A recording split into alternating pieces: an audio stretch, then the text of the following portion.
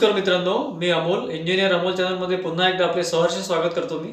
आजच्या व्हिडिओमध्ये आपण बघणार आहोत की एम-पी-एस-सी दरवर्षी इंजिनिअरिंग सर्व्हिसेस म्हणजे एम-ई-एस म्हणतो आपण त्याला, महाराष्ट्र इंजिनिअरिंग सर्व्हिसेस या अंडरमध्ये टेक्निकलच्या जागा काढत असते दरवर्षी एम-पी-एस-सी. तर त्या संदर्भात मागणीपत्र प्राप्त झालं आहे मित्रांनो. यामध्ये डिपार्टमेंट जे असतात ते PWD वगैरे असतात आणि WRD वगैरे भरपूर आहेत, 3-4 डिपार्टमेंट असतात. तर त्या अंडरमध्ये जागा निघत असतात सिव्हिल, इलेक्ट्रिकल आणि मेकॅनिकलच्या. तर यावर्षी अपेक्षेप्रमाणे किंवा अपेक्षेच्या आधीच जे काही डिसेंबरमध्ये ॲड आहे ते राज्यसेवेची ती आधीच आलेली आहे, त्यामुळे ही पण ॲड डिसेंबरच्या आधी येण्याची शक्यता आहे. नेक्स्ट मंथमध्ये ही ॲड येण्याची शक्यता आहे एम-ई-एस-ची. त्या संदर्भात तुम्हाला आजच्या व्हिडिओमध्ये मी तुम्हाला पूर्ण माहिती देणार आहे.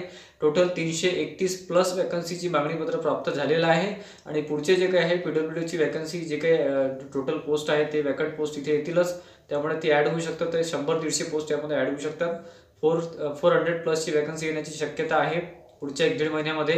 तर मित्रांनो, आपण तयारीत राहावे त्याकरता हा जे काही इनिशियल तुम्हाला जे थोडीफार माहिती ते द्यायचा प्रयत्न करतो मी. एक्झामबद्दल, प्री मेन्स आणि इंटरव्ह्यूबद्दल थोडंफार माहिती देतो आहे आणि जे काही सिलेबस आहे त्याबद्दल पण आजच्या व्हिडिओमध्ये आणि पात्रता वगैरे जे काही कंडिशन्स आहेत ते तुम्हाला सांगायचं आज मी इथे प्रयत्न करतो आहे. तर चला मित्रांनो, सुरू करूया आजचा व्हिडिओ आपण. तर बघा मित्रांनो, एम-ई-एस महाराष्ट्र इंजिनिअरिंग सर्व्हिसेस म्हणजे टेक्निकलच्या ज्या पोस्ट असतात महाराष्ट्र गव्हर्नमेंटच्या त्या याच्या अंडरमध्ये येतात. एम-पी-एस-सी एम-ई-एसच्या त्याच्यामध्ये सिव्हिल, मेकॅनिकल, इलेक्ट्रिकलच्या ज्या वॅकन्सीज एक्सपेक्टेड आहेत किंवा जे रिक्रुटमेंट एक्सपेक्टेड आहे ते आहे 2021-22मध्ये म्हणजे नोव्हेंबर-डिसेंबर. नोटिफिकेशनची जी एक्सपेक्टेड डेट आहे, टेंटेटिव्ह डेट आहे ती नोव्हेंबर-डिसेंबरमध्ये आहे 21ला. आणि त्यानंतर प्रिलिमची जी डेट आहे ती मार्च-एप्रिल 22 आणि मेन्स आहे ते ऑगस्ट-सप्टेंबर 22मध्ये अपेक्षित आहे. त्यानंतर बघा, नोट अशी आहे इथे की final year students can also apply for prelim म्हणजे पहिल्या परीक्षेसाठी फायनल इयर विद्यार्थी चालू शकतात. त्यानंतर मेन्स जेव्हा आपण म्हणजे प्रीमध्ये जी शॉर्टलिस्ट होते त्यानंतर जेव्हा मेन्सचा फॉर्म भरतो तेव्हा तुमचं डिग्री किंवा जे काही असेल ते कंप्लीट असणं आवश्यक आहे. ठीक आहे. तर ही कोणत्या डिपार्टमेंटच्या अंडरमध्ये घेतली जाते एम-ई-एसची एक्झाम? ती आहे PWDS, WRD, WCD आणि MJP. ठीक आहे. त्याच्यामध्ये सिव्हिल, इलेक्ट्रिकल आणि मेकॅनिकलच्या पोस्ट असतात, मेकॅनिकलच्या जागा असतात, इलेक्ट्रिकल, मेकॅनिकल आणि सिव्हिल. ठीक आहे. त्यामध्ये एक्सपेक्टेड ज्या पोस्ट आहेत मित्रांनो टोटल आहे 331+ आहे.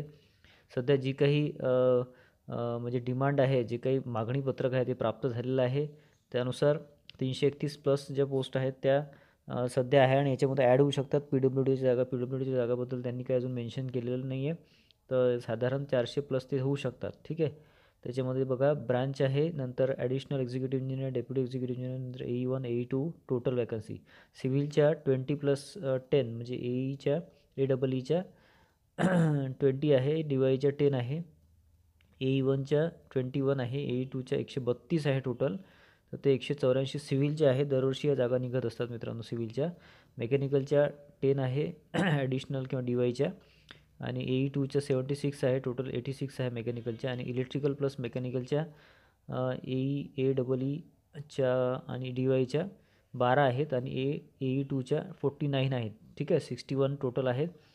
त्याच्यामध्ये 331 टोटल पोस्ट वॅकन्सी निघण्याची शक्यता आहे मित्रांनो. याच्यामध्ये ॲड पण होऊ शकतं कारण की PWDच्या जागा अपेक्षित आहे, तर त्या ॲड आल्यावर तुम्हाला नक्की काय ती फिगर कळेलच याच्यामध्ये. ठीक आहे.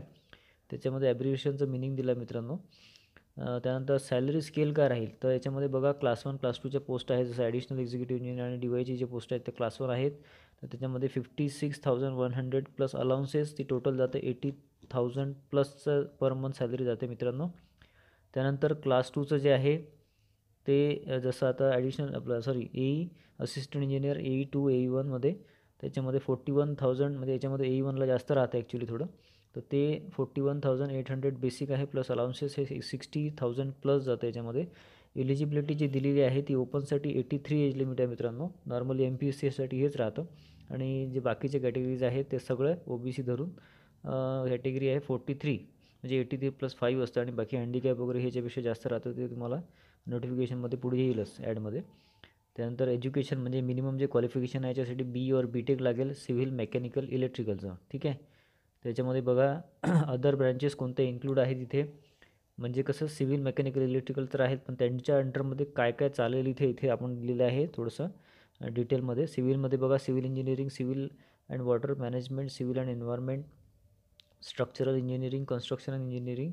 मेकॅनिकलमध्ये mechanical production, automobile engineering. Electrical इंजिनिअरिंगमध्ये electrical and power, electronics and power, power system, electrical and electronics. ठीक आहे मित्रांनो, एक शॉर्टमध्ये मी तुम्हाला इथे माहिती द्यायचा प्रयत्न केला आहे. तर इथे आपण अंदाजे म्हणजे बघू आता कसे काय ॲड असते किंवा काय असते, काय त्याचं एक्झाम पॅटर्न काय असते वगैरे ते बघू आपण इथे सगळं. आता सिलेबस बघू.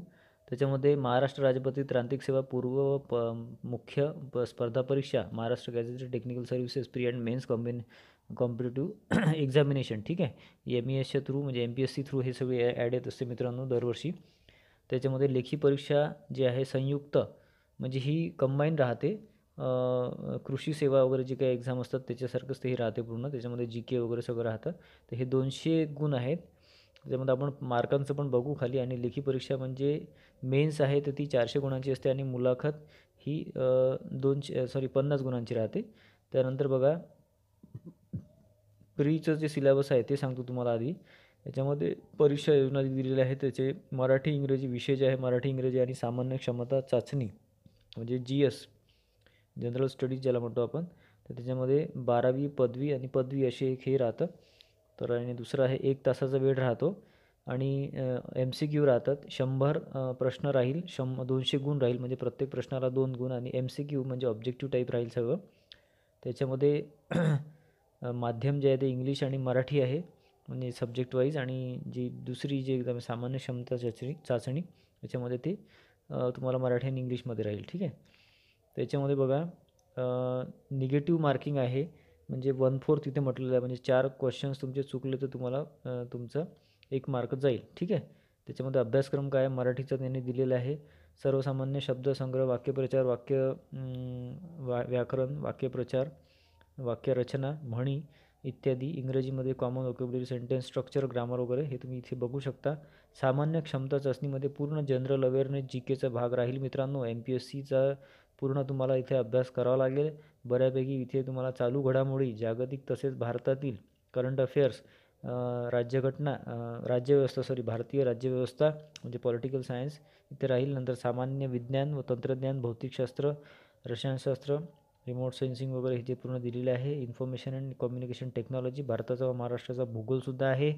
त्यानंतर जनरल मेंटल ॲबिलिटी म्हणजे लॉजिकल रिझनिंग वगैरेचे प्रश्न राहतील, बुद्धिमत्तेचे प्रश्न राहतील. यासाठी तुम्ही MPSCचं कोणतंही बुक इथे रेफर करू शकता मित्रांनो. प्रीमध्ये हा कंबाईन सिलेबस आहे पूर्ण याचा. पर्यावरणमध्येही पूर्ण दिलेला आहे इथे. ठीक आहे. तर बघा मित्रांनो, आता मुख्य परीक्षेबद्दल आपण थोडी माहिती घेऊ. मुख्य परीक्षा ही सुद्धा लेखी म्हणजे रिटर्नमध्ये राहील. ऑब्जेक्टिव्ह टेस्ट राहील. याच्यामध्ये तुम्हाला स्थापत्य अभियांत्रिकी म्हणजे आपण आता सिव्हिलचं बघू. सिव्हिलमध्ये सिव्हिल इंजिनिअरिंग पेपर 1, पेपर 2 राहील. त्यामध्ये इंग्रजी याच्यामध्ये राहील, हा माध्यम इंग्रजी राहील. बी सिव्हिल बेस राहील. त्यानंतर त्याचं प्रश्नसंख्या 100 आहे. 100 प्रश्न राहतील पहिल्या याच्यामध्ये आणि 200 मार्क्स राहतील. 2 तासाचं राहील हे.